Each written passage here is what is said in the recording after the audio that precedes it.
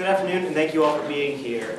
My name is Stephen Badger, and I'm the team lead for EtherTech. We also have with us, starting from my left, Hans Ajiren, who handled our power and sensors, Zhang Win, in charge of the coding and software, and then also Paul Sheen, in charge of the hardware. This project took inspiration from a growing trend in athletic performance measurement of using power output as a means to measure athletic performance. For those who may be familiar with some other metrics like using GPS, using heart rate measurement, using some other things, why do we need power?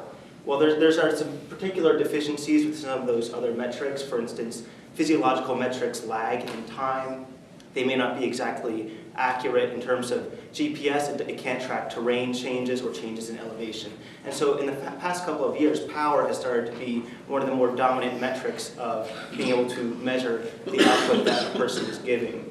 Now, power sensors primarily have been specific mechanical applications in cycling.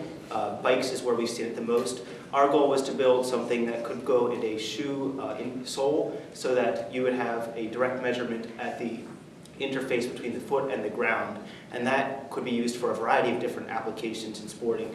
We identified, for instance, cycling, weightlifting, running, and soccer as some of the main sports where the output can be primarily measured at the foot by how much pressure is being put against the ground.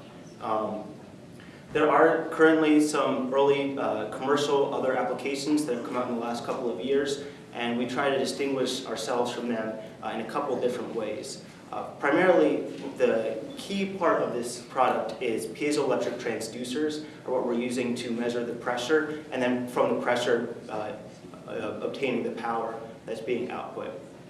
From those sensors, which because they are piezo, they are passive sensors and are not consuming power. So power is one of the big components of these device commercial applications that someone has to carry with them: power, size, and weight. From there, we have an analog front end and then a microcontroller. And from the microcontroller, we're able to transmit the data from the two shoes to a cell phone application that's able to display to someone while they're running or while they're doing their other activity what their power output is over time. And so by putting all of these together into one device, someone would have to buy the insoles, put them in the shoes, slip them on, download the app, and then they're able to go on their merry way.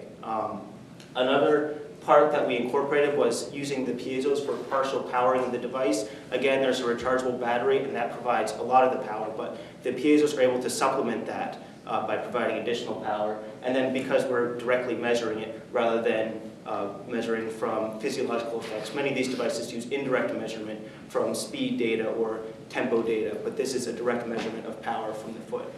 So we invite you to come by our poster, and we'd love to answer your questions. What kind of batteries are you planning on using? Yeah, Hans, would you want to speak to that? Yeah, so just sort of a simple rechargeable battery, so lithium ion, but also in a small conformation, so similar to a coin cell battery, what you might expect for a coin cell battery. So it's small, so it can fit on the shoe. Are you concerned with it going into a shoe about that battery being safe or being able to Potentially shorted from water or anything like that? Well, I'm thinking more like, if batteries get punctured, it can be dangerous. Right. And so not like sharp on your foot, but you are obviously putting force because that's what you're measuring. Definitely. So part of the way we'll be addressing that is positioning. We haven't gotten to the full construction or full design of the system, but positioning, we're not planning on putting it where you're actually applying force, so probably into the sidewall of the shoe, and then incorporating padding around some of these components as well.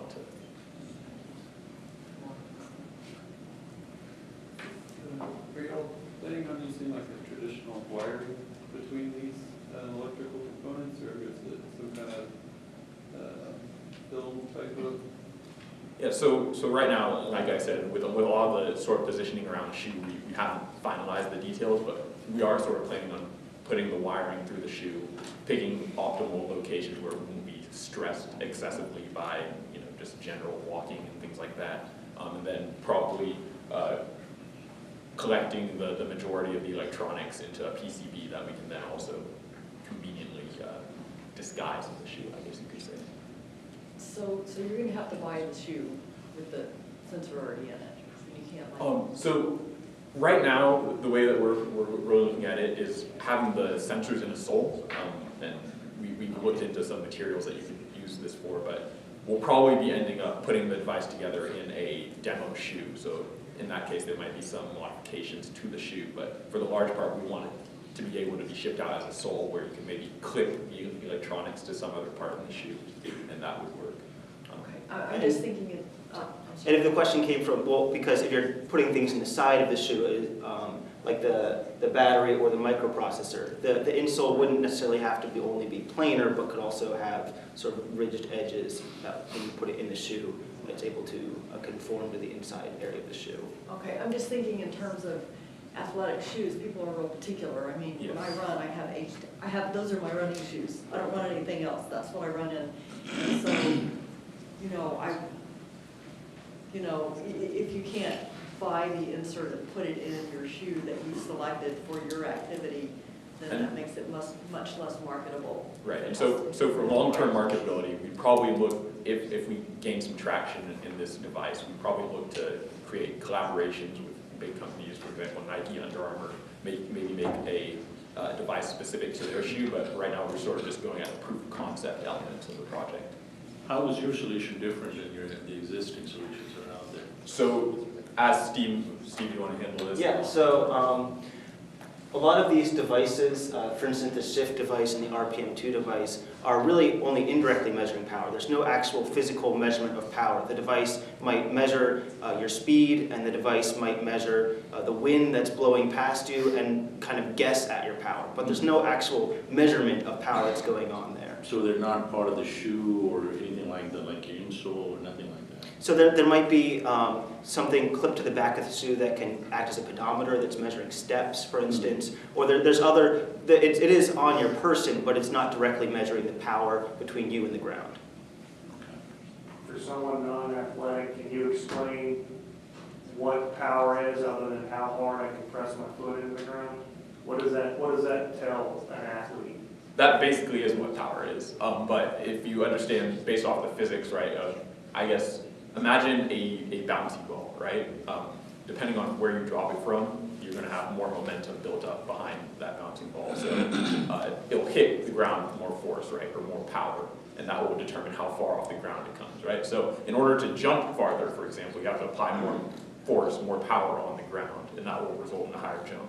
So cycling is really the main place that you've seen this applied on the UTD cycling team. That was a bit of a pet project. But the idea is that applying more effort into something will result in a higher power metric. And so the stronger you are in a specific physiological task, the more power you will see. It's really just... So are you providing then a wattage? Yes. Okay. Yes. Last question? So if I go around stomping, just like marching, would I have accumulated more power in that sense? So stomping, if you're looking at instantaneous press, that's more energy, right? Then power is energy over time.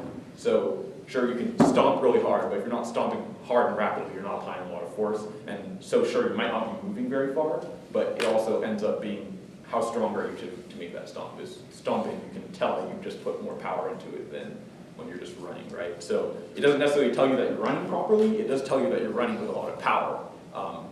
And then there are some physiological and technique adaptations you have to make along the way in order to improve that. Right, let's thank Thank you. our team.